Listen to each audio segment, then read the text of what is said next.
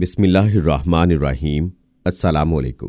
علم کی بات چینل دیکھنے والوں کو راؤ قمر رضوان نئی ویڈیو میں خوش آمدید کہتا ہے۔ دوستو، حضرت امام ابو حنیفہ رحمہ اللہ علیہ کا واقعہ ہے کہ ان کے زمانے میں مہدی جو اموی خلیفہ تھا، اس کے دربار میں ایک دہریہ آیا جو خدا کی ذات سے انکار کرتا تھا۔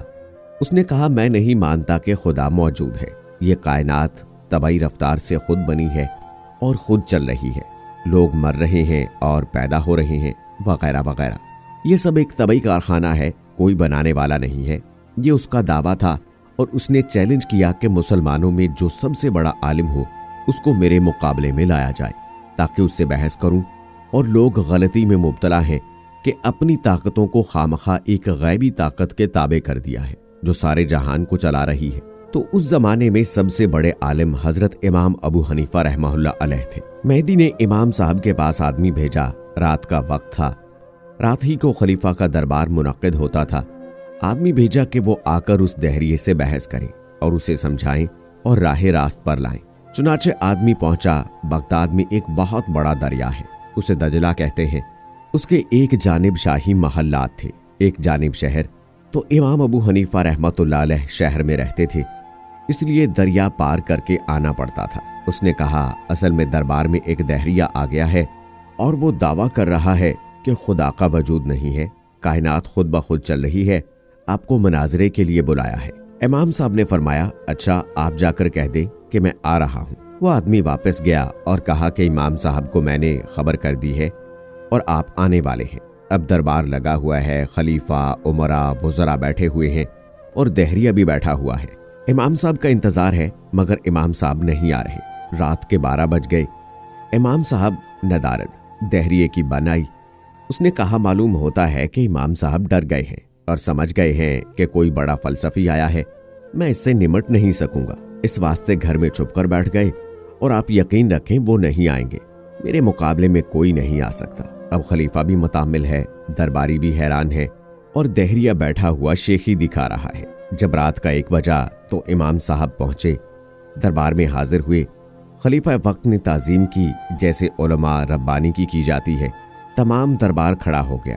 خلیفہ نے امام صاحب سے کہا کہ آپ اتنی دیر میں کیوں آئے؟ آدمی رات کے 8 بجے بھیجا گیا تھا، اب رات کا 1 بجا ہے، آخر اتنی تاخیر کی کیا وجہ پیش آئی؟ شاہی حکم تھا، اس کی تعمیل جلد ہونی چاہیے تھی، نہ یہ کہ اس میں اتنی دیر لگائی جائے۔ امام صاحب نے فرمایا کہ ایک عجیب و غریب حادثہ پیش آ گیا جس کی وجہ سے مجھے دیر لگی اور عمر بھر میں نے ایسا واقعہ کبھی نہیں دیکھا تھا۔ میں حیران ہوں کہ کیا قصہ پیش آیا۔ اس شد و مد سے بیان کیا کہ سارا دربار حیران ہو گیا کہ کیا حادثہ پیش آ گیا۔ فرمایا، بس عجیب و غریب ہی واقعہ تھا اور خود مجھے بھی ابھی تک سمجھ میں نہیں آیا کہ کیا قصہ تھا۔ جب سارے دربار کو خوب شوق دلا دیا اور سب سرتاپائے شوق بن گئے، حتیٰ کہ خود امیر المومنین نے کہا کہ فرمائیے کیا قصہ پیش آیا؟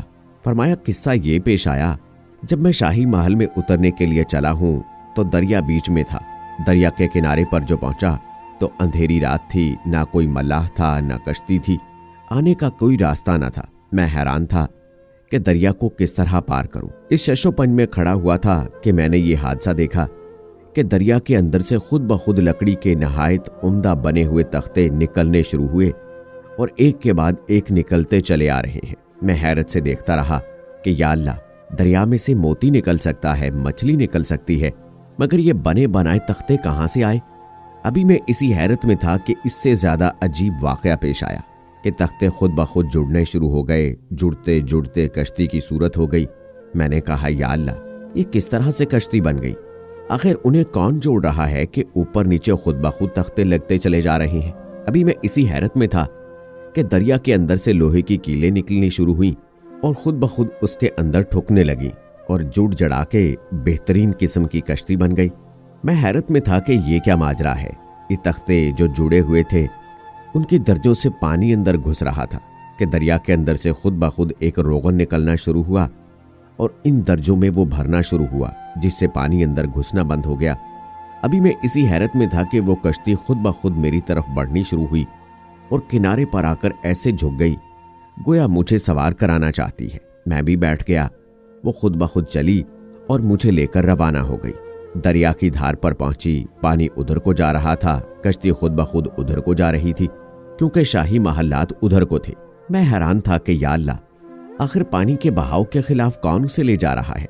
यहाँ तक कि शाही महल के करीब किनारे पर पहुंच गई और आखिर झुककर फिर किनारे पर खड़ी हो गई कि मैं उतर जाऊं, तो मैं उतर गया। फिर मेरे देखते ही देखते वो कश्ती गायब भी हो गई। घंटा भर उस किनारे और घंटा भर उस किनारे सोचता रहा कि ये क्या किस्सा था। ये सानेहा जिसकी वजह से हैरत में कई घंटे लग गए, अब तक समझ में नहीं आया क्या माजरा था।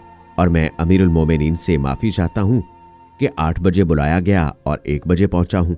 दहरिये ने कहा, इमाम साहब, मैंने तो ये सुना था कि आप बड़े आलिम हैं, बड़े दानिशमंद और फाजिलमंद आदमी हैं, मगर बच्चों की सी बातें कर रहे हैं। भला ये मुमकिन है कि पानी में से खुद ब खुद तख्ते निकल आएं, खुद ही जुड़ने लगें, खुद ही कीलें ठुक जाएं, खुद ही रोगन लग जाए, खुद आके कश्ती आपको झुका दे, आप उस पर बैठ जाएं और खुद ही लेके चल दे, खुद ही वो किनारे पर पहुंचा दे? ये कोई अक्ल में आने वाली बात है? मैंने समझा था कि आप बड़े दानिशमंद, फाजिल और आलिम हैं। इमाम आपका लकब है और बातें कर रहे हैं आप नादानों और बच्चों जैसी। ये कैसे मुमकिन है कि कोई कश्ती बनाने वाला नहीं, खुद ब खुद बन गई, कोई कीले ठोकने वाला नहीं, खुद ब खुद ठुक गई, कोई रोगन भरने वाला नहीं, खुद ही भर गया, कोई चलाने वाला मल्लाह नहीं, खुद ही चल पड़ी, कोई समझाने वाला नहीं, खुद ही समझ गई कि मुझे शाही महल के ऊपर जाना है। ये अक्ल में आने वाली बात है? इमाम साहब ने फरमाया, अच्छा, ये बात नादानी और बेवकूफ़ी की है?